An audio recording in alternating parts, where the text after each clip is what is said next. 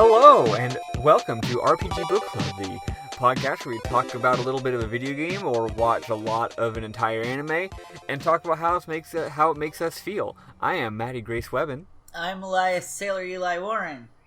I'm Bernard Hauk.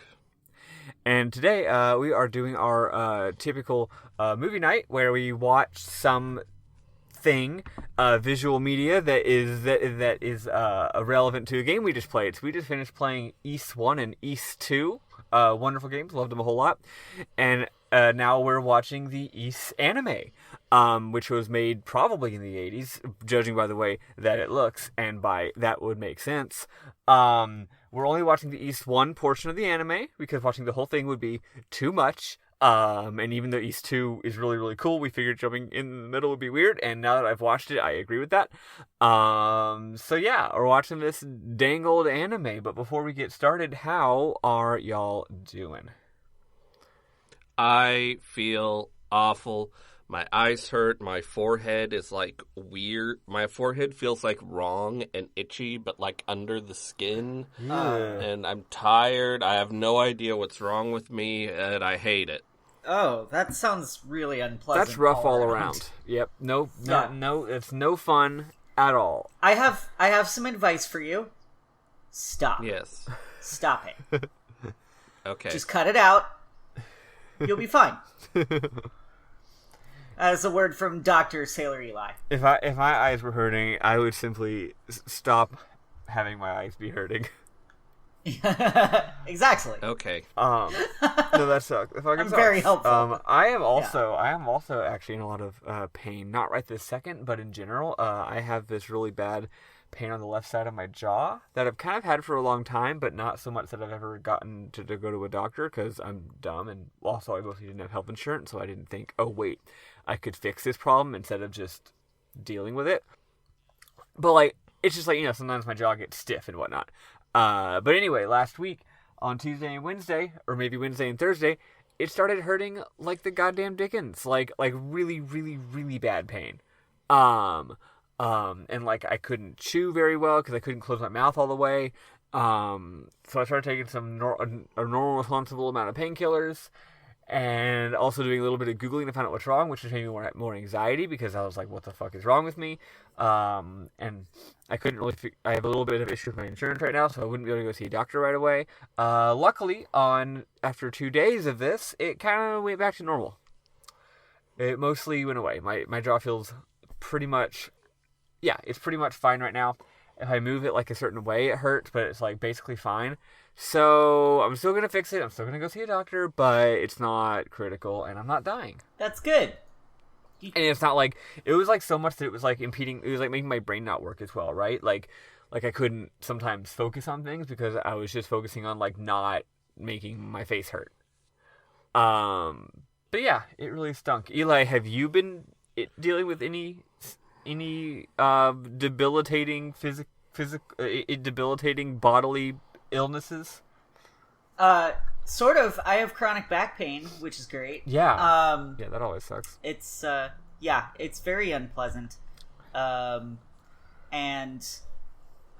since I'm working from home, I like when I'm at the office, I'm walking around more because if I have to go to like the break room or the bathroom, it's a farther walk, and or like I go out on my lunch periods and I walk over to the smoking area and I sit and I draw outside. Mm-hmm.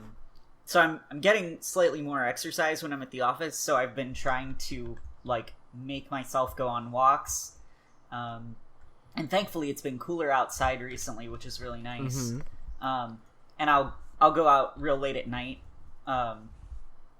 Like 1 a.m, and there's a little park about 15 minutes from where I live, walking distance, and so I'll walk over to that park, and then I'll sit there for a little while and just kind of relax, and then walk back.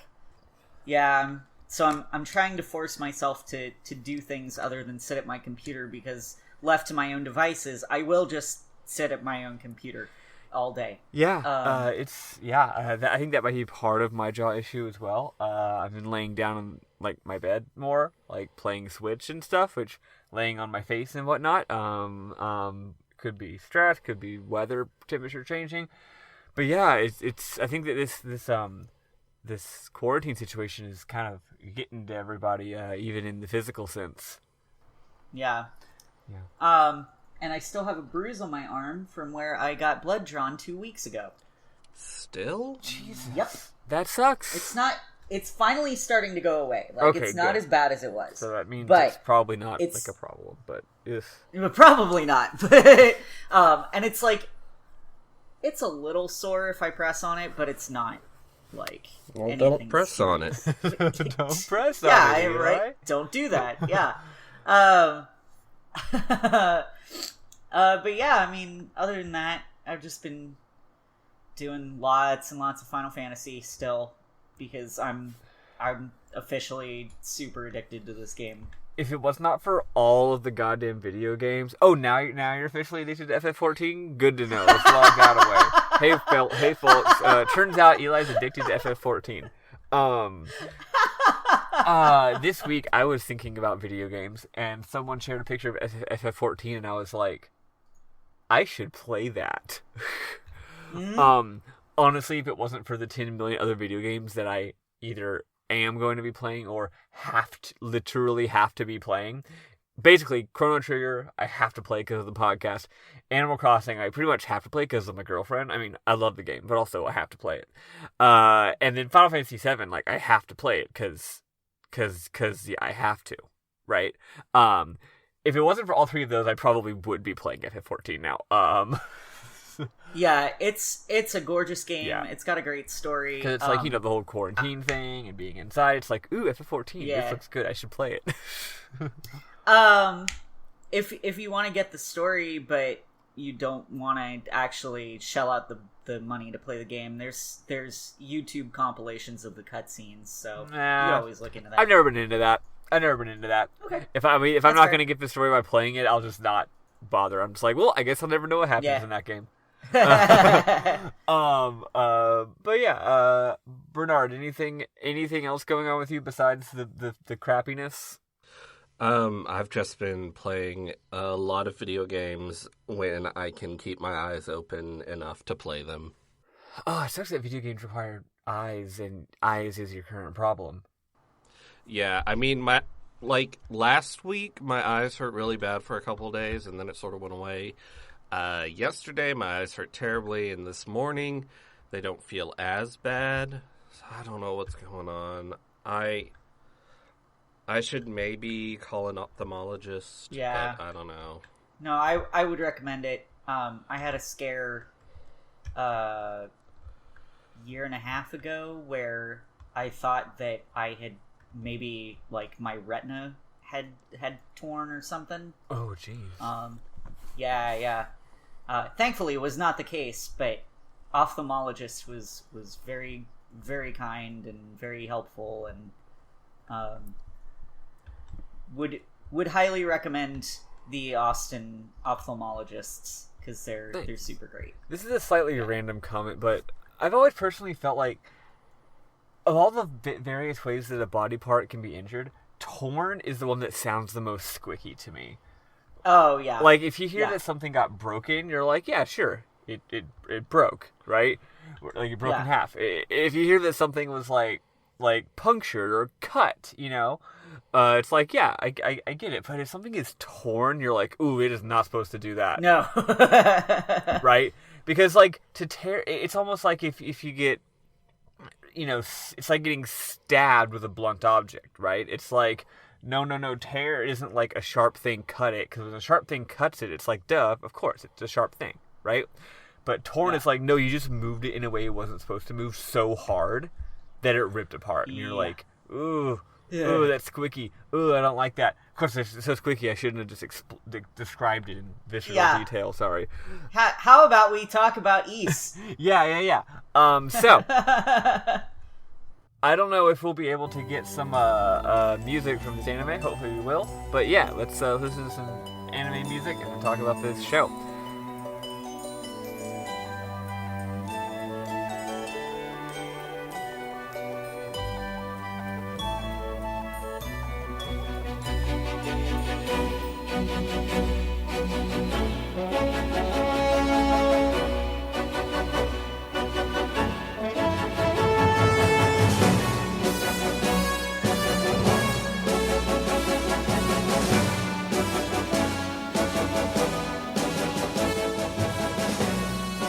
All right, so the show starts off. Each episode starts off in media res, which is fun. Or you get like a little cold open rather. So there's some dark and stormy skies, and there's the outside of a tower studded with windows. And suddenly there's lots of wolves. Some really badass music starts playing literally immediately. There's a cool fight scene at the 1 minute into this anime. Just a shit ton of shots of cool monsters from the game, like wolves, those tree men, other type things. The monsters are coming. The men of the village rally to battle. There's people in. Then we get a little bit of narration. People in the mine are living in fear of the monsters, and they have had to fight them off for a long time. There's a purple-haired babe at the top of a tower, and she's looking into a crystal ball, and suddenly she goes. And she's like, oh, a hero is coming. Actually, that was for my notes, but later I realized that she said, a brave soul is coming. I remember that because she says it 10 million times over the course of this. I also want to note that you said the people in mines are hiding in fear. It's people in Minea. Oh, yeah, that was it. Your phone auto-corrected it to mines, and it's important to note because there are mines in this anime. Actually, joke's on you. It wasn't autocorrect. It was my own stupid fingers because I typed it. Okay. Yes, the people in Minea have been hiding out, and they've been not hiding in mines, though there is a mine there that is present also. We get the East title card. So we're introduced to a bustling, happy port town. Who's that coming up over the hill? Why, it's our boy, Adel. He's a red-haired, happy lad, gawking at the stalls in the marketplace. He stays at a nearby inn and is polite and cheery. We learn a tiny bit of backstory about him that we didn't really get from the game, unless it happened and I wasn't paying attention or didn't remember. He says he's simply, quote, from a village far to the east, and has been, quote, traveling for a while. He wants to go to Asteria. The innkeeper's like, yikes, I recommend ye not be going to Asteria, lad. And then we get a bit more motivation for Adel. He says he, quote, heard there was a land called Asteria where evil monsters had taken over, and that's all the motive he needs. The next day, he talked to the knowledgeable sailor who explains all the stuff that we know from the game already about the lore, about how they made silver, but now there's problems.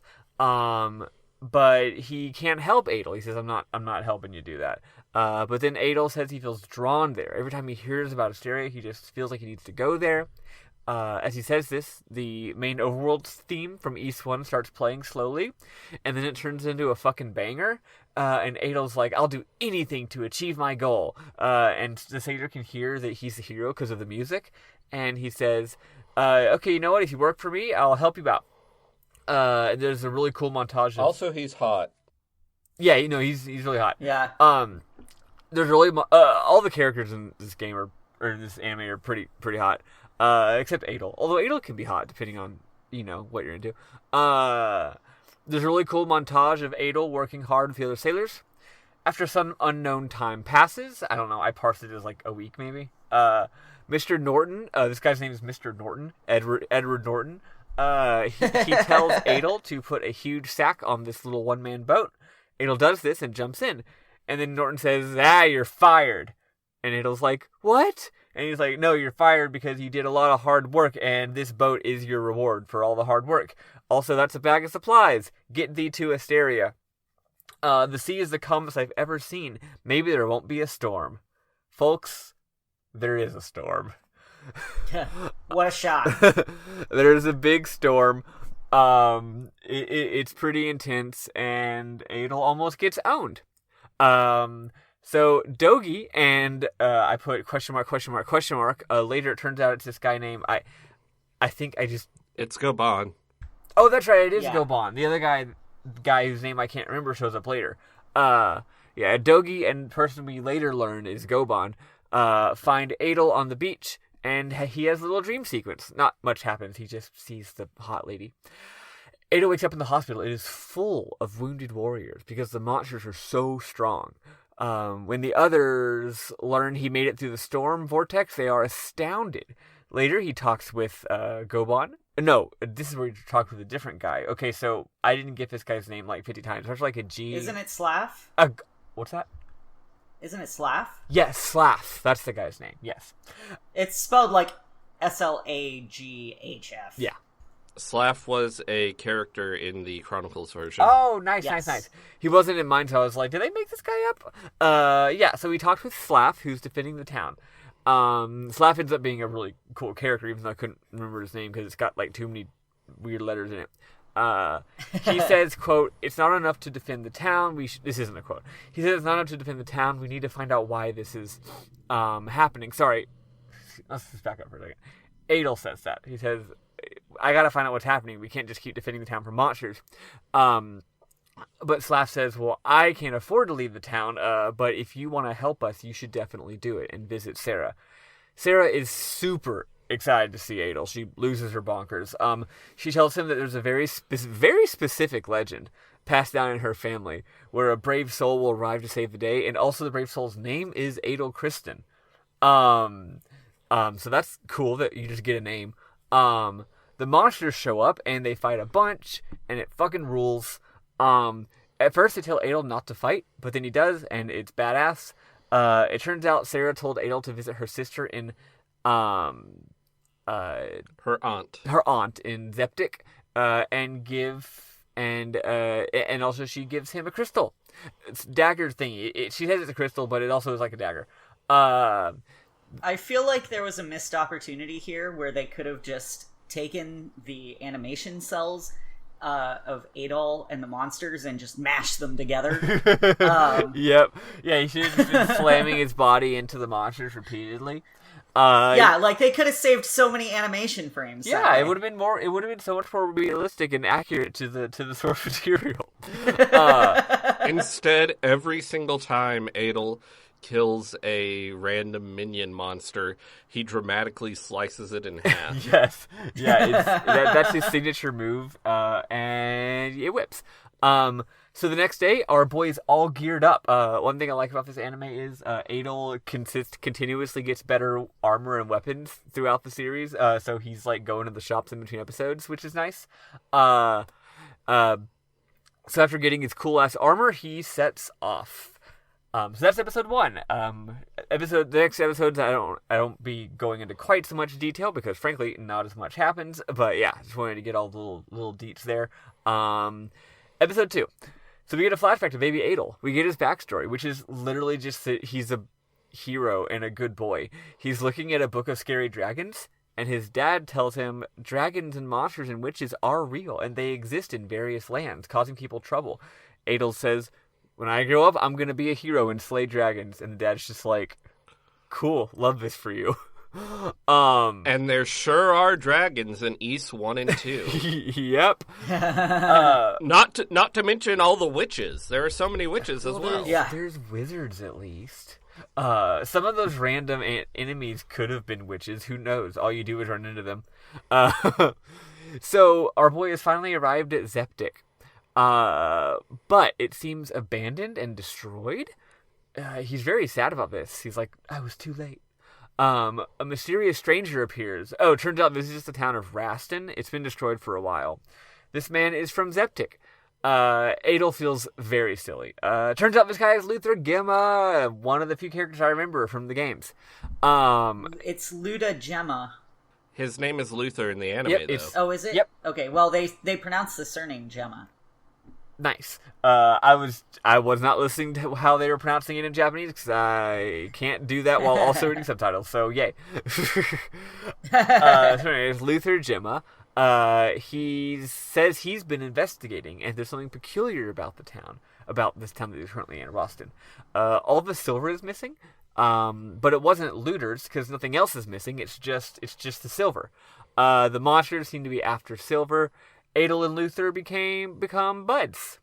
Let's see. Adel and then there's a bunch of scenes of him just going. He actually goes to Zeptic, and they just kind of hang out, and then he has dinner with the wife, and then in the evening, Luther sings a song. This all doesn't matter. It's an MM for me later though. Finally, a messenger from the mine shows up the next day. Oh no, Sarah has been attacked. She's fine, but now everyone's worried that the monsters are after her, right? And Adel wants to go back and save her, but they're like, "You really know there's guards in the town. They'll protect her. They'll definitely do a good job of protecting her." He then talks with the lady that he was supposed to come here and see. Bernard, get me on the name here. Jebba. No, that's not the name of the lady. Yes. Oh, it is. I misheard. Prove Jeva. me wrong. No, you're right. It's Jeva. Actually, I do this thing where I'll get the name wrong early in this document, which is my notes, and then later I get it right, and so I'm having to scroll down. Like, what did I later find out the person's name was? We played these games. Yeah, but A, these characters don't make much of an impression, and B, I played a different version than y'all. Anyway, whatever. She says that Adol Kristen is actually a pretty common name, and there have been many so far. So don't get your hopes up, kid. I don't actually think you're the hero. Which I think is a cute little interesting complication. It just seems like a very inconvenient way to do a legend. So she tells him about the books and all like stuff about the books and shit. One of them is in the Shrine of Solomon, which again wasn't that from East 2? It is in East 1. It was the Shrine of Solomon as well. Presumably, they are two separate parts of the shrine that became separated when East and Asteria separated, because it was the Solomon Shrine in East 1 as well. Nice. There we go. Cool. So there's lots and lots of monsters. I have a terrible memory. That's like a known character trait for me. Why do I remember these games better? That is weird. And that time I don't even think you could chalk it up to translation stuff. I think it probably just was Solomon Shrine and I forgot. Again, East 1, it's mostly just structural. You're just going to the dungeon or the thingy or the tower or talking to the guy. Like in my head, that's just all it is. Anyway, so he gets to the shrine, and the monsters can't follow him in. Oh shit! He sees a boss door. He goes into the boss door, the boss room. There's a beautiful lady in there, and then he fights a giant fucking worm. It's cool as shit. He gets on his back like a damn Shadow of the Colossus. The worm is about to own him. But then he ends up like dodging, and the worm like goes into the wall. As it turns out, the worm just burrows all the way through the side of the wall and falls out of the goddamn mountain. Which I thought was a really nice way to kill a boss. I don't think Adol should get experience points for this. Yeah, that's a very good. Yeah, he should not get XP. Unless it's Dark Souls rules, I That's guess, true. and just if something dies, you get experience points. Doesn't matter if you were even involved. Yeah, like Dark Souls has this fun thing where if an enemy falls off of a cliff, you get the experience for it, which makes sense because a lot of the time, like you pushed it off the cliff, right? But actually, if any monster dies at any point in an area, you get experience points. So sometimes you'll just be walking, and all of a sudden it'll be like you got 200 experience, and you're like, I didn't do anything. There's even like this part where there's a big bridge and there's a bunch of baddies on it, and then a fucking dragon shows up and starts shooting fire, and the fire gets some of the baddies, and you get experience for that. Nice. Because baddies died. Yeah, well, that's helpful. It's extremely funny. Yeah, the universe just decides that if anything happens, it was your fault. So anyway, he fights the worm, and he gets Dark Souls style experience because it owns itself out of the mountain. And then he finds the first book of Ys, and that's episode 2. And also he does, save the woman. And saves the lady as well. Yeah. And he's like, "Oh, who are you?" And I don't think she says, but it's Fina. And she looks very, very similar to another character who's going to show up in just a second. So back in the mines, back in Minia, that's actually just my eyesight. It's just too far away. Back in Minia, things have gotten even more dangerous. The people have to stay inside. But everyone is like, but the economy! We need to go back to work because of the economy. This is actually pretty much what they're saying. This is not a joke. Yeah. Well, actually, at this point, they're like, but the Harvest Festival's coming up. But later, there is literally an argument that, no, the economy, people have to get back to work. Yeah. There's this whole thing, there's this whole running plot here about how the people have to get back to work, and the danger is probably over, and it'll probably be fine. And I'm like, this is really weird to be watching that right now. But strangely relevant. But yeah, so they're like, we got to have the Harvest Festival, but my Harvest Festival, and Sarah's like, haha, Silver Machine, go burr. Sarah has a daughter slash sister slash small child. It turns out it's neither of those. Named. She looks really small in this first scene. Yeah, she really does. Anyway, I thought she was like a child for some reason, but no, she's like a regular adult, no, it's just the way and is just like a friend of Sarah. But for some reason, she looked like a small child. Yeah, it's just the way the animation is. So she's called Rhea, and she looks very similar to Fina. They're both purple-haired babes. They're both young, and they're both pretty. One of them is a little bit more round-faced, and that's how you can tell them apart. If you're me, at least. Maybe there's better ways.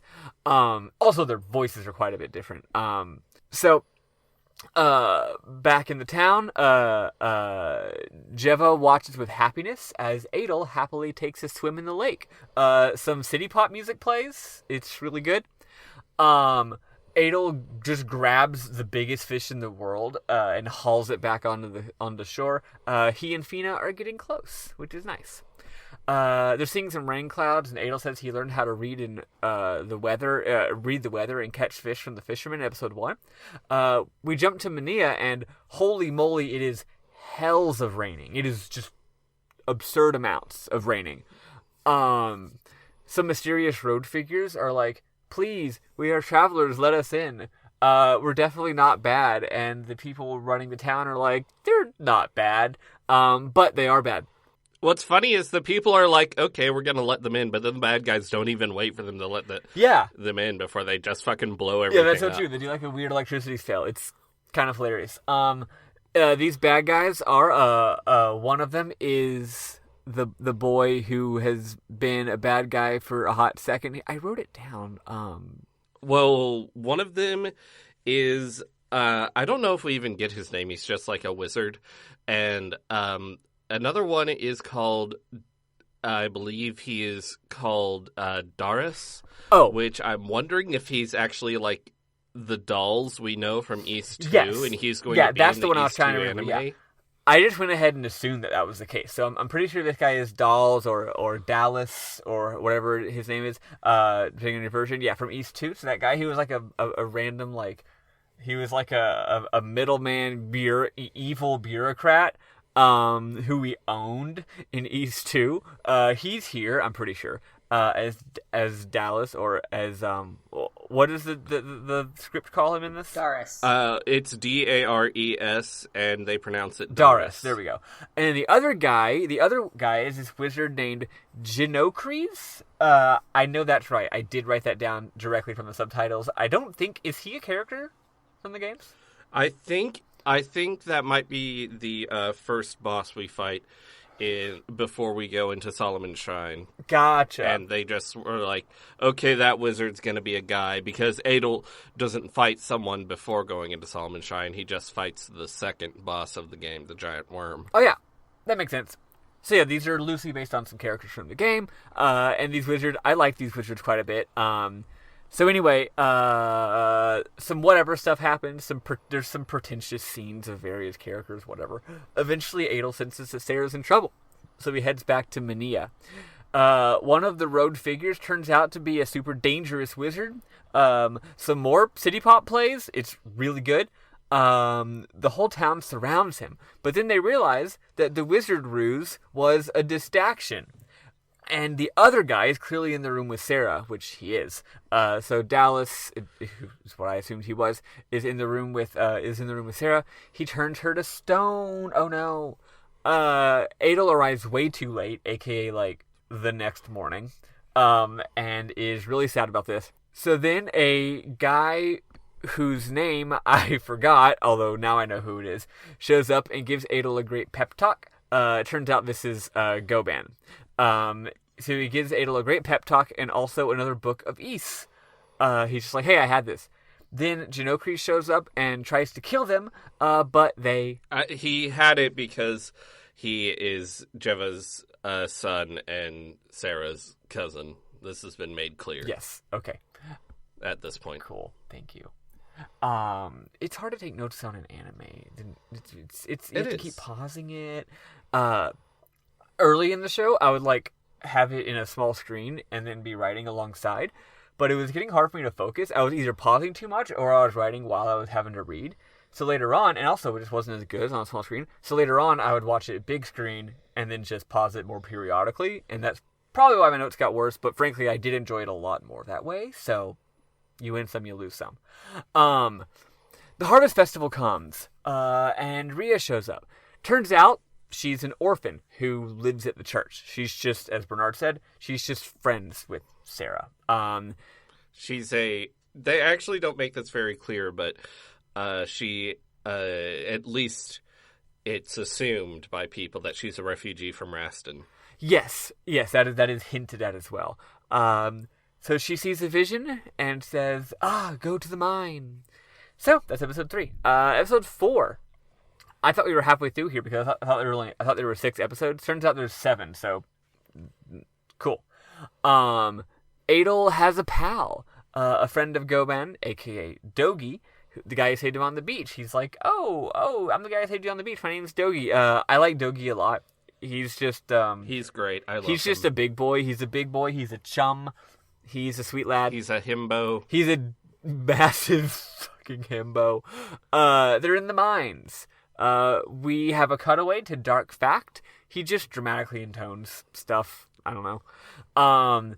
We get more scenes of Adel and Dogi hanging out. There's fight scenes. There's chilling. They're just literally just vibing. In these scenes, it's really nice. Adel shares with Dogi that he has a side quest. Rhea wanted him to get her harmonica, which was in the mine. Oh shit, the mine opens up into a huge crater. I didn't say this earlier, but earlier when there was some earlier when we were going to like Solomon Shrine and stuff, there's like a giant crater at the top of the mountain, which, you know, we probably know why that's there if we've played East 2.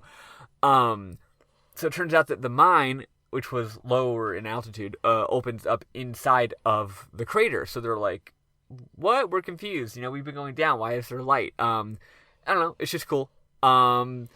Then some more stuff happens. Doesn't matter a whole lot. And eventually, Fina is having a lot of feelings because she's scared of her past. It's sort of a Lost Odyssey situation. She's like, I've lost all my memories, and maybe it's better this way. Then there's a minor boss fight. It's these 4 knight dudes. At this point, Adel he kind of does fight them East style. He like does a body slide. He just like slides his whole body but sideways. Yeah, he like jumps on the ground and slides into them, and it knocks them over, and it's like, haha, now they're on the ground. But I'm like, but you're on the ground too. You both just have to stand up now. Have y'all seen that really classic video of like some Bollywood movie where the hero is on a horse and he does a horse slide under a vehicle? No. Well, imagine what you just saw with Adel, but it's a man on a horse, and the man and the horse are both just completely flat on the ground, sliding under like a truck, and then they get to the end of the truck, and then they pop back up, and they keep going. Nice. It's one of the coolest things I've ever seen. It rules. So anyway, but yeah, they beat the knights. I don't know. It's cool. Then a bunch more stuff happens, and they have to fight the big vampire boss that we all hated from the game. One thing I like about this game, this anime's fight scenes, is that they all take place in these really big, elaborate rooms. They're not just like in little rectangle rooms from the game. They're all like, you know, oh, there's stairs, there's a big shrine, it's a big open area, and the hero is running around and hiding behind things and stuff.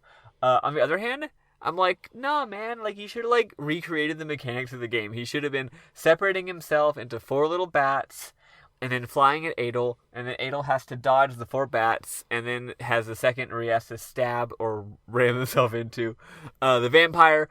But no, the vampire at no point breaks himself into 4 small bats, which is too bad, personally. Yeah, missed opportunity. Once again. Anyway, Adel finds the silver harmonica. I'm guessing he finds the Book of East as well. I just guess I forgot to write that. Yes, he obviously finds the Book of East. He believes himself and beats the vampire, and then he's like, oh, a Book of East, awesome, and he picks it up, and then the silver harmonica is under it very conveniently. Yes, there we go. Anyway, so yeah, he finds the silver harmonica. Adel returns it to Rhea, and oh snap, she has a vision of the final boss, the Dark Crystal thing. What's the official name of this thing? Black Pearl. Black Pearl. That's right. Again, I had it right later in the document. So that's cool. We're only in each one, but she's already having a vision of the Black Pearl, which is cool. Also, then she plays her harmonica, and it's a beautiful little song. She's also talking while she's playing, which I don't know how she's doing that. She keeps saying Fina. I'm not really sure if it's her saying this or if it's like fate calling out or something. But she's just calling Fina, and that's it. And then something is clearly happening. Like, we cut away to Fina, where something's clearly happening to her. She's kind of having a normal one. Not really sure. Later we'll find out she's like awakening, right, to her true nature of being a goddess and stuff like that. But it's not really clear here. Episode 5. So this is not true to the game at all. If this was true to the game, we should be in the tower by now. Yeah. Because we are over halfway through the anime. The fact that it's not just 3 episodes of being in a tower is bullshit. No, we start with Rhea hovering in the air and calling out to the Rhoda tree to give her an important item that they all need. Adel is talking with Goban, saying, we gotta go to the tower. The tower surely holds the key. Goban is like, hold your horses, man. You only have 3 of the 6 books. But Adel says, I've played the game. I know the last 3 books are in the tower. But it turns out that they didn't go out by the game. One of the books is not in the tower. So anyway. It's actually funny that at this point they have Adel being like, I gotta go to the tower, and I know there's our books there, because later on, there's enough information to just logically infer the books are there. That is true, yeah. At this point, he has no reason to think that the books are there. He's just raring to go to the tower, basically. He's like, look, it's there, the bad guys are in it, like, let's just go. Come on. It's not a point of return like it was in the game. If we can always just come back out later. Anyway, Adel has a very cool and evocative dream of the Rhoda tree. It's in this wasteland-looking place, and the tree is enormous. Doesn't it look like a tree? It looks more like a giant shrub. Like, trees have, like, a bottom, and then they go up in a certain way. Like, they branch out. They often, like, they don't have branches at the bottom, and then it branches up like a tree. This just looks like a cylinder of shrubbery, just a cylinder of leaves. That's the whole tree. It's just a giant green cylinder. It's very big. Goban tells him about the Rhoda tree. It's a giant tree with a soul that has existed since the ancient East days. Dark Fact just straight up shows up here. Probably, I mean, not in real life. It probably is like a projection. But Dark Fact just shows up. Adel's like, who are you? And Goban's like, oh, hey, it's Dark Fact. Dark Fact says that the Book of Mesa is in the deserted temple in the forest. I'm thinking that wasn't in the game. Are they adding a dungeon? Adel needs to go alone to prove that he's a hero and go get it. Also, he kidnapped Luther Gemma. Quick aside, there's a bunch of scenes here of Dark Fact, like, watching what's going on, and it's actually kind of neat. He's not doing the whole villainous thing. Well, he is doing the villainous thing, but, like, he's not under or overestimating Adel. Like, at the beginning, he's like, this guy is not the prophesied hero. And then later, he's like, okay, maybe he is, but you know what? Prophecies are dumb. I'm evil, and evil can overcome prophecies. Fuck it. So this whole time, he's like trying to suss out how much of a threat Adel is. Like, I don't know. I think it's a little bit more. I don't know. I feel like it's a little bit more interesting than just the typical villain where they're just watching and saying yes. So at this point, he's like, you know what? This Adel guy is a threat, but I bet if I lure him into a trap, I can get him. Right? So he's just like, Adel, I'll give you the Book of Mesa, but you gotta go to you gotta go overcome my trap. And he's like, okay. So now Rhea and Fina are having Star Wars: The Last Jedi telepathy conversations. They're talking about how they gotta, like, fulfill their destiny and stuff across 2 different towns. There's a sweet scene where Jeva tells Fina that the more time they spend together, the more she feels like Fina is her own daughter, and she can stay as long as she likes. This is one of the many indications that this show takes place over probably months. which is, or at least weeks and weeks and weeks and weeks, right? Which is cool, which is neat. When Adel goes to rest and meets Luther, he's like, yeah, I've only been here a few weeks. And I was like, oh, I thought you were here for like 2 days. Yeah, exactly. So this is actually a pretty, a lengthy journey, which I think can account for both, like when he said that, I was assuming like part of it could have just been like him like recovering in the hospital or whatever. But also like there's travel time and stuff like that. So yeah, this is actually like a big kingdom. It's not an overworld that takes 5 seconds to get from one town to another. So anyway, yeah, so Adel and Goban and Dogi are going through the vines of this thick forest, and finally they enter an enormous clearing, and there it is, the big-ass tree. It says, "Come here." He then dumps a bunch of lore on us, he being the Rhoda tree. Turns out the goddess gave the Black Pearl to the 6 priests. They were like, hey, we're the goddesses, y'all have 6 priests. We want this land to prosper, so we made this thing called the Black Pearl. Even though it's called the Black Pearl, and in classical fantasy type stuff, black just means evil because we're a little little racist. We're not assuming that. We're assuming it's fine. This thing's called the Black Pearl. So they used it to make Claria and magic and all of the good shit.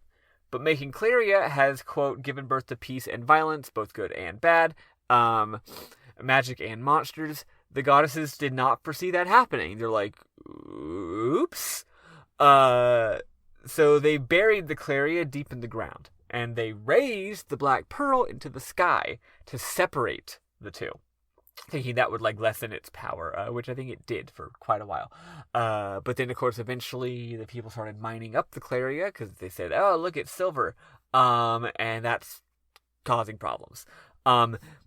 Adel starts getting super, super glowy, and then the tree gives him 5 million experience points, and then also gives him a full set of Claria armor, and shield, and sword. It fucking whips. It's very shiny. There's lots of gratuitous shots of how cool his armor looks. Also, it's super clanky. He exits and goes back to Dogi and Goban, and he's like, clank, clank, clank, clank. It's cool.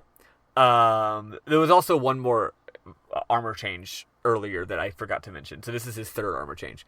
So Adel goes to the ancient temple to get the Book of Mesa. Then that fucking Mantis boss shows up. Yeah. And this Mantis boss does do what he does in the game. He throws his little mantis-y claws at Adel. But instead of being in a tiny cramped room, again, he's running around an entire like big old ziggurat pyramid thingy. It's cool. There's a lot of cool stuff that happens. He like hides, and then a wall caves in, blah blah blah blah. Fina realizes that she's the goddess all along. Adel continues to have a big mantis fight. He doesn't beat it, actually. He just runs away and hides inside the temple. And I'm like, oh, look at that. You just ran away. No experience points. Brave soul. Brave soul. In Mania, once again, all the townspeople are like, blah, we need to go back to work. Our economy, this is hurting our stonks. Adel finally does kill the mantis. He slices it all the way from top to bottom, and also, like, it spills out its guts. It freaking rules.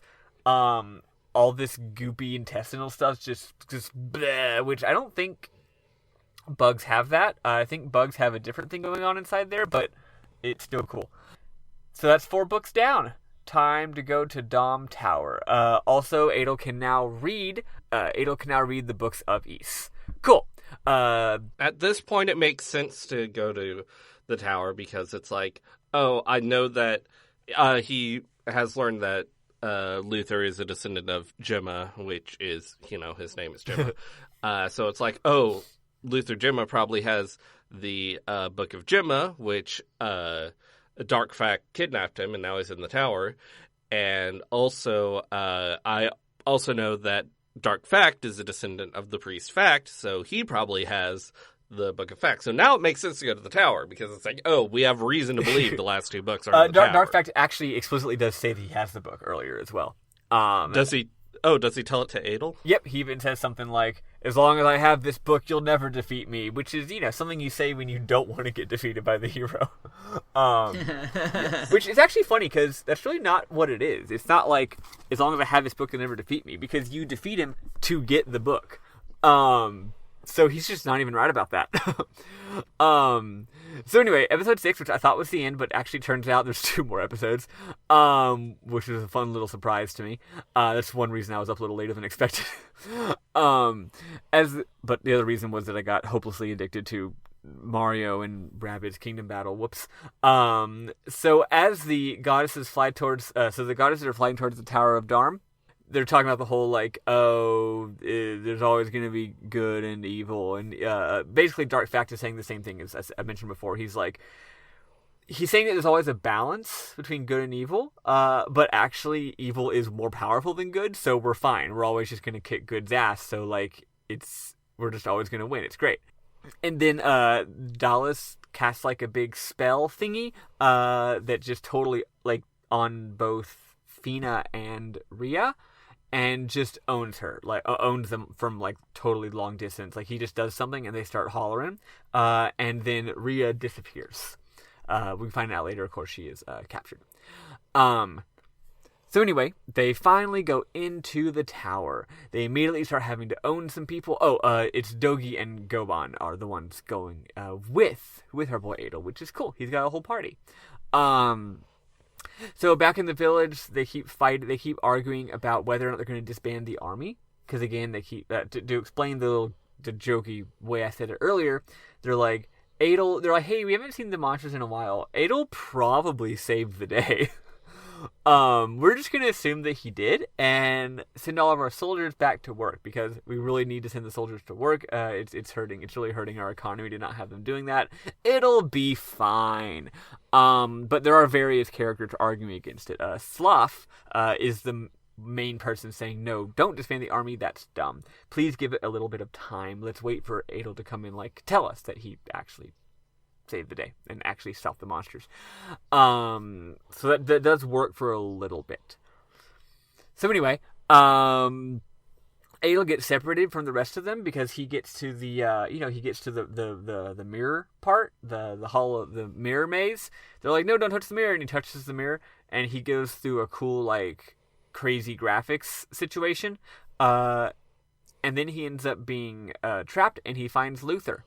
Luther tells Adel a bunch of lore about the fact that, here's all the 6 priests, all of these various characters in the anime were actually descendants of the priests.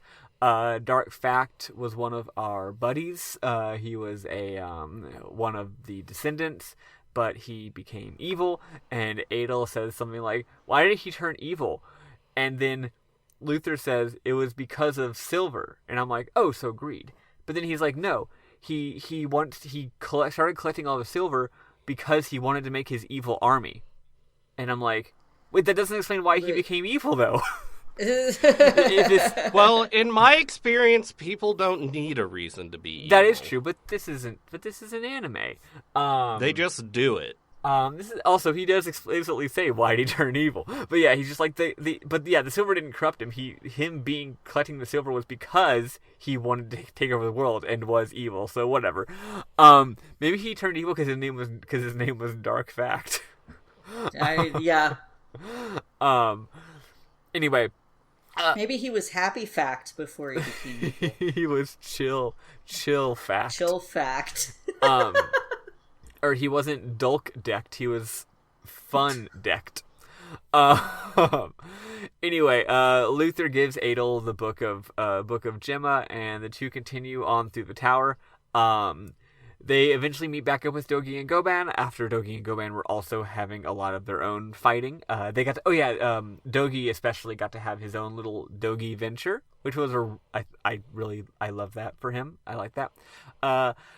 Eventually, they fight a big old snake thing. They meet up with when Dogi accidentally breaks through a wall. Oh yes, that's true. Where in the anime, if you recall, in the game, he actually saves you. He busts through the wall when you get captured. Here, he's just bumbling around and he crashes through the wall and he's like, "Hey, it's Adel." That was happening so fast, I honestly didn't even totally parse it. That's what had happened. Sometimes the graphics in this anime are really exciting and good, but not always legible. At least, maybe if you're me. And you're probably distracted by face paint or something. Then again, Bernard also has eye pain, so no, what's my excuse? Anyway, they have another boss. At this point, the bosses are pretty much just like, the boss is owning Adol, and then Adol remembers, I'm going to defeat it using the power of Claria. And then his sword glows, and then he slices it from top to bottom. I like how it's not the power of friendship or the power of believing in himself. It's, I have the power of a really good sword. Yep. Yep. It's good stuff. Unlike the anime, he does... if you recall in the game, you get all the Claria armor, which, like, from a plot standpoint, should be the best. But then when you get to the tower, you find better shit. But then you have to go back to the Claria stuff for the final boss, and I'm too young to figure that out. Anyway, that doesn't happen in this anime. He just has the Claria stuff for the rest of the show. So anyway, the bad guys end up casting like a spell or something, and Dogi and Goban just sort of vanish. So Adol's all alone. But Fina is like, you can do it, so go to the top of the tower, and he's like, okay, cool. Right? So, final episode. Turns out Dark Fact, we found this out in previous episode, sorry. Turns out Dark Fact has in fact been amassing a giant army the entire time. He's been mustering his forces to go and defeat the bejesus out of Minea, which he does, and they're like, oh no, we thought that this wasn't going to happen. So anyway, Adol goes to the throne room and or not yet, but he heads there. Dark Fact does some more monologuing. He talks about how like humans just suck basically, so it's fine to defeat them because they, even though they have something cool like Claria and magic, they still manage to have a crappy society and sadness and greed and stuff. So like, fuck them. Which, valid. And I'm like, you are also human. Yeah, also, you're also doing bad things. Like, whatever. Anyway, whatever. It's fine. Yeah. Real white person on Twitter talking about how they hate white people. And yes. He's a total Karen. Do y'all hear Karen is a slur now? I did hear that Karen is definitely a real slur now. Eli, in case you didn't notice, because you spend your time doing better things than looking at the discourse on Twitter, some person was like, I can't help but feel that the word Karen is used as a slur now, and women are daring to question people in power, like, the manager. And I'm like, no, Karen asks to speak to the manager. She's not she's not questioning the manager. You don't even understand you don't even understand the meme. Anyway. It is maybe not great because you got to feel bad for people named Karen. Yeah, true. But have you ever? It's not met their a Karen fault. but have you ever met a Karen that wasn't a Karen? Probably at some point. I don't know that I've ever met a Karen. I think I've literally never met a person named Karen. So, Right. But yeah, you're right. I do feel bad for the few good Karens out there. I want that to be a movie now. The Few Good Karens. Anyway, some stuff happens, and Adol defeats Dallas, or at least seems to defeat Dallas, and he keeps going. He saves he saves Leah for real this time, and the goddesses, because they're definitely just like, yeah, we're goddesses now, both of them. They teleport to where Dogi and Luther and Goban are, and they're like, thank you so much for helping us, thank you for being heroes, blah, blah, blah, blah, blah. And then they all teleport to the throne room, and they're all going to confront Dark Fact together, except Adol. Adol's not here yet, which is cool. So anyway, Dark Fact is like, actually, goddesses, y'all caused all this evil by giving humans the Black Pearl, which is the stuff that, made the Claria and is the sorts of monsters. And I'm like, again, decent point, but also like, look, we make mistakes, okay? Just because they're literally all powerful deities doesn't mean they're going to know that the things that they do with their own power are going to end up being bad. Oh wait, maybe they should know that. Goban and Luther argue, they're like, no, it's human mistakes that cause evil, not the goddesses, which is really throwing humans under the bus there. So Dark Fact is just like, whatever, I'm going to go fight Adel, I don't give a crap about y'all. So then on top of the tower, because of course where else are you going to fight besides on top of a tower, Adel and Dark Fact fight. It's really, really cool. Underneath, the goddesses are like destroying the whole throne room, and the Black Pearl appears, and then they sacrifice themselves to try and blow up the Black Pearl, and it works. They defeated the Black Pearl. East 2 doesn't have to happen. All of the monsters on the island disappear, which means that, Minea is saved and stuff like that, which is like, really cool.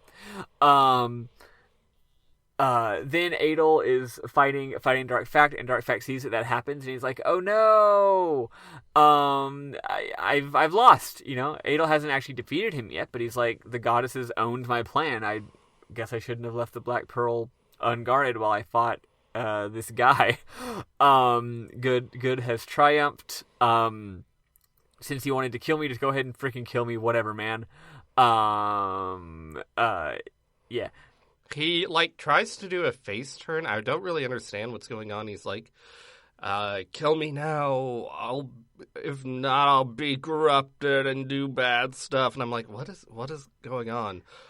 Also, do we actually see the Black Pearl get destroyed, or is it just, they touch it and then, all the demons on Asteria disappear or turn to stone? I'm not really clear on what happens here.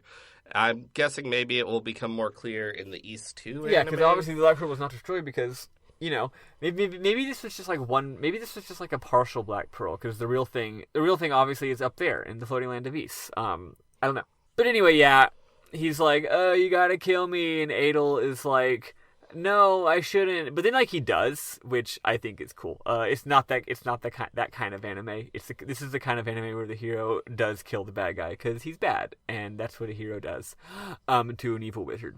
So the Dark Fact is like, "Thank you," and then they get the final book, the Book of Fact, and Adel gets it, and finally there's all the books, and their power destroys the all the storms that have been blocking off the island, if you recall, and it fixes the goddesses, and Sarah is no longer stone again, and everything is good. And then a bunch of graphics happen, and then Adel goes up to a floating castle, and that is the end of this anime and the end of Ys 1. The end. Huzzah! I think it's. Yeah, it's pretty funny. It's like, yeah, he goes up to a new land, but it's like, no, he totally saved the day. Everything's fixed. It's done. I don't know what he's doing next. Probably not important. The Ys 1 anime came out after both Ys 1 and Ys 2, because I believe Ys 1 was 87, Ys 2 was 88, and then the Ys 1 anime was 89. Ran from 89 to 91. I don't know if the Ys 2 anime picked up immediately after it, or if it was I don't know if it was if they were conceived together. Mm-hmm. Yeah, who knows? Yeah, I don't know. And I didn't watch a second of it. There's only 3 episodes of the Ys 2 anime, so it wouldn't be as much work to watch it. But it was just too much. But yeah, that's this anime. I had a really, really nice time watching it. Do y'all have some memorable moments?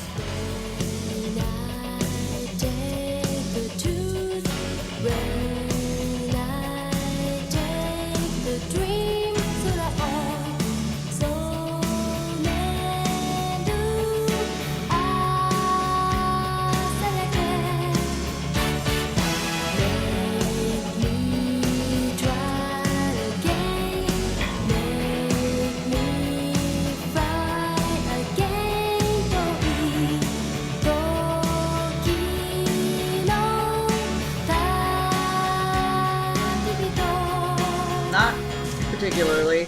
I thought it was an interesting anime. I thought it did a good job of telling the story of the game, and it but it did so in a way that translated well to anime. I really enjoyed the anime.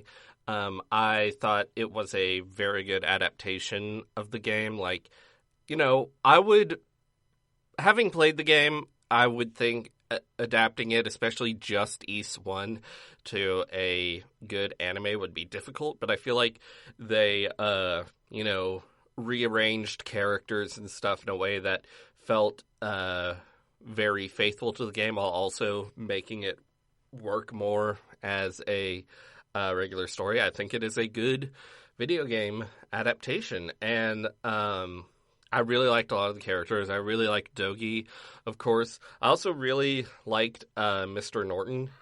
He's just like a cool guy. Yeah, I don't know. I liked him. Yeah, I liked him. I also liked Zagraf a lot. Zagraf? The guy whose name I can never get right. Slaff. Slaff. It's one syllable. I liked Slaff a lot. He's quite good. Yeah, and like, I feel like in a lot of ways the elaborations are just like what your imagination is imagining is happening in the game when you play the very, very loosely sketched out sort of 8-bit game, right? I had a few specific moments I really liked. First of all the music unimaginably slaps. It's almost all arrangements of music from the actual game, like that overworld theme, do do do do do do do do do do. You get like 50 versions of that song anytime something heroic is happening, and then the do do do do do. You get like 50 versions of that one as well. But also like more specific songs, like the dungeon music from the Tower of Dom plays during one of the scenes. The mine music plays during a scene. There's also some neat little recapitulations and little things that remind you of like little shades of other melodies thrown in there. It's quite cool. They did a really good job with it. Some of it's like orchestral and rousing. Some of it's like guitars and rockin'. Some of it's like fun and poppy. It's got all kinds, and it whips. There's only a few specific scenes I wanted to mention, but there's a few just pretty cute things. Where is it? While you're looking for that, there was a funny moment where after Adel and Luther Gemma meet up, they go and Luther invites him to stay at his house, and Luther's wife is serving dinner, and she's like, Luther's always going out of the town to research stuff, even though I don't want him to. He's just always wandering off like he's sleepwalking. That's the part I was going to say. Yeah, because, in the game he actually was literally sleepwalking, which is stupid. But in this, she's like, something just, he's like, I can't help it, babe. Something just comes over me and I have to go out and solve the mystery. She's like, yeah, it's like you're sleepwalking. Yeah, which I thought was really cute. Also, the very next scene was one of my memorable moments. When Luther plays his song he plays a song on like his like guitar lute thingy, at night. Lute or Gemma. Oh yeah, I actually had that thought during this scene. So Luther Gemma is looting, and it's a nice little nighttime scene with him and Adel. And he starts singing a song, and the song, he's like, yeah, all I can sing is sad songs lately. I've been really down, but hey, I mean, this song's been passed down for a long time. Maybe the words mean something, And then he sings a song that's like very much just like lore. Yeah, it's like when all the monsters come and start taking all the silver. It's not that literal, but it really is. But I really like the end of it. It's got a line about how, like, even if the evil departs, the garden will not return. And then there's another line that either is the song or Luther talking where he's just like, yeah, it's like you defeat the evil and then all the harm caused by the evil is still there and everyone's still sad and depressed. And I'm like, damn, go off. Like, that's messed up. There's also a lot of stuff about, like, are you really the hero of legend, or is being a brave soul just something that anyone can do? Are you the real Adel Christen who's going to save the day, or are you just a plucky, heroic lad who can become the hero of legend due to your just pure good vibes, right? Remember how in Into the Spider-Verse it was like, anyone can wear the mask, anyone can be Spider-Man. I'm like, no, you have to be bitten by a radioactive spider and get spider powers to be Spider-Man. I really don't understand the moral of this movie. Maybe, given the probability of that happening, maybe one or maybe two people in a given reality can be Spider-Man. One per universe. I mean, I guess anyone can wear the mask because they sell the mask in gift shops, but I don't think that's what they meant. Any kind of person, a person from any background could get bitten by a spider, yes. A radioactive spider, sure. But, yeah, no. Statistically, it'll probably be someone in New York City. But still. Anyway, yeah. Those are my own only for a moment. Funny enough, they were both from the same episode and were very shortly after each other. The other ones I forgot and don't care. Yeah, I had a good time watching this. I just love the 80s look. The animation was mostly just normal, but it also was very nice at a lot of times. Wasn't high budget, but it was hey, these animators did a good friggin' job. That was cool. That was a good little fight scene. That's a nice little tableau. That background is really pretty. Had great colors. I don't know. I feel like this doesn't feel like a weird spin-off cash that doesn't matter. This felt like a part of the experience of playing the game to me. I feel like if I were to tell someone to get into the East series, I'd be like, oh yeah, watch the anime. That's it's got the same aesthetic. That's the thing. It's got the same vibe and feel as the game, so it adds to it instead of feeling like just some random crap that you had to watch. Anyway, those are all my thoughts. Any other thoughts to share? It's funny how overall it doesn't feel low budget, but there are a few moments of them reusing animation, and it really stands out. Like in the first episode, when Adel is visiting the port city, he's going around seeing all the sights, and it shows these stalls that have some stuff in them, and it has a shot of him turning his head with a big goofy smile on his face looking, and then it shows something else, and then it has the exact same shot right a second after the last one of him turning his head with a big goofy smile on his face. I noticed that. It was quite funny. Yeah, there's definitely a couple parts like that are like that. It's silly. That's not... Also, Adel sure gets knocked flying a lot. Gosh, Adel, I like how he's such a big badass hero, and he always wins, and all the other characters keep saying wow, he's such a powerful warrior. But first of all, he's a pretty scrawny little lad. He's not big and burly like the other heroes, and also he always just gets owned, and then eventually remembers that he has a good sword, and then he owns them. Yes. Or they own themselves out the mountain. Yes.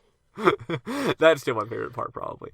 But yeah, that's East. We are now done with all East-related materials. Very excited to start Chrono Trigger. Yeah, guess that's basically it. I will wrap us up as well. So thank you for being our fans of RPG Book Club. This has now been Eli. Does sellout game denote the end of a year or the beginning of a new year? That's a good question. I believe it denotes the end of a year because I don't think that Persona was technically a sellout game because yeah, that doesn't count. No. Yeah, so I believe because this would be our second sellout game, this is the end cool. of... So yeah, we are coming up on the end of our second year of having done this pod. And just like last year, it's more than an actual year. Our first year, quote unquote, was 13 months, and our next year seemed to be 13 months. So we're just getting more and more off in our years, but whatever. So if you've been around for the last year or two, thank you so much for supporting us through all of this. Again, as our treat to you, we are doing Chrono Trigger as next week's game, starting next week from now. So get playing. Acquire some version of Chrono Trigger. Again, I was saying that I really like the original SNES version. I don't think it's really been topped, but there's a number of other good ones. The point we're playing to, we are playing to what you could probably guess. I just feel like every single person who could possibly do this would pick the same spot, which is after the trial. I'm not going to explain more about that, but there is some kind of trial. And after it is over, you save first chance you get. I forget exactly where that is, but it's after the damn trial. Also, I have confirmed that the name of the first boss in East 1, the very powerful wizard who is way too hard for a first boss, is named Genocrease, which I believe is what you said the name of the wizard in this is. So yeah, they just took that wizard and made him do other things. He's also very powerful in this anime. Yeah, and Adel actually doesn't beat him. He just, like, has Sarah's crystal, and the crystal just, like, explodes, and then Genocrease dies. If only we could have cheated our way through that battle in the actual game, huh? Yeah. Anyway, yeah, that's cool. Thank you for sharing that with us. Anyway, yeah, so point is, play to the end of the dang old trial. Thank you for joining us. We'll see you next week on Chrono Trigger. This is an RPG Book Club. You should check us out at rpgbook.club. That's got links to various things, such as our Ko-Fi, which is ko.fi/rpgbookclub. Twitter at RPG Ko-Fi. You're right. .com/RPG Book Club. And then we got our Twitter at RPG Book Club. Gmail or email is the same thing at gmail.com. Our Discord doesn't have a catchy title, but you should definitely check out our Discord. The more people we have joining our Discord, the more people. If you're playing Animal Crossing, please join our Discord, because I need more people to tell me what their stock prices are. That's really the only thing I care about. I don't actually care about you, any of you people, for any reason other than your stock prices. I've gone mad with power. Yeah, and please consider being a monthly donor on Ko-Fi, because we really enjoy that. We really enjoy having a little bit of cash that we can use to spend on video games, and that way we don't just have to play like stuff that costs $5 or stuff that we already own. So it really helps us out, and also it helps us push towards our stretch goals, which we keep hitting more and more of our stretch goals, which means we have to play more and more video games. Speaking of which, I'm pretty sure that Sam did not ever actually spill the beans on what our first stretch goal game is. So in just being careful in case that I'm not supposed to spoil it, our first stretch goal game episode is going to be at the end of this month.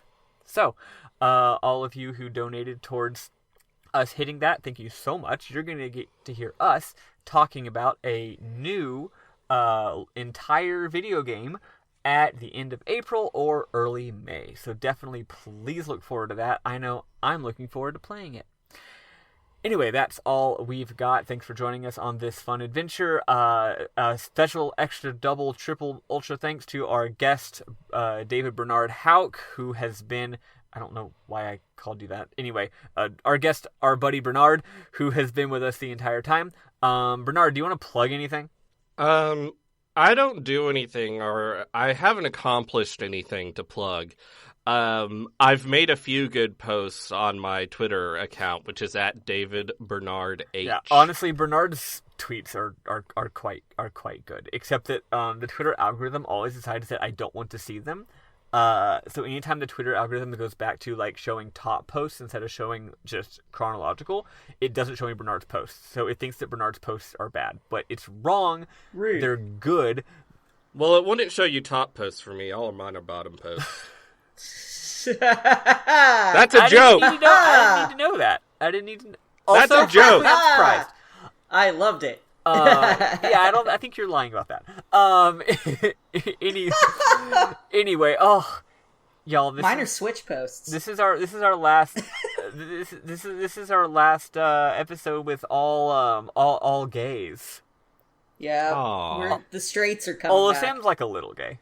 Yeah, he's mentioned a couple times. He's a little gay, but yeah, the show's gonna go back to having one straight person on it, which is a real shame. But no, we love Sam. We do love Sam. Sorry, Sam. We love you. It's not your fault. It's not your fault. You're you can't help. It's not your fault. the way You're you were made. straight-ish. But no, you really should follow Bernard's tweets. I think that they're really good. Bernard's always sending me tweets like, hey, I got this tweet idea. Do you have any ideas on how I can make it better? And I'm like, no, it's fucking hilarious. And then he posts it, and I like it, and I retweet it, and then, like, no one else does. But that's because all the people who are friends with me, like, wouldn't appreciate it. Because they just don't have the same interests as me and Bernard. Most of my friends don't have those interests. But they're fucking good posts, okay? Anyway, thank you so much for joining us, Bernard. Hope we can have you again sometime in the future. I'm sure that we will. You're just our go-to extra person. Anyway, this has been RPG Book Club. I am Maddie Grace Webben. I'm Elias Sailor Eli Warren. I'm Bernard Hauk. Bye, folks. Toodaloo. Goodbye forever. I'm never coming back. Oh, wow.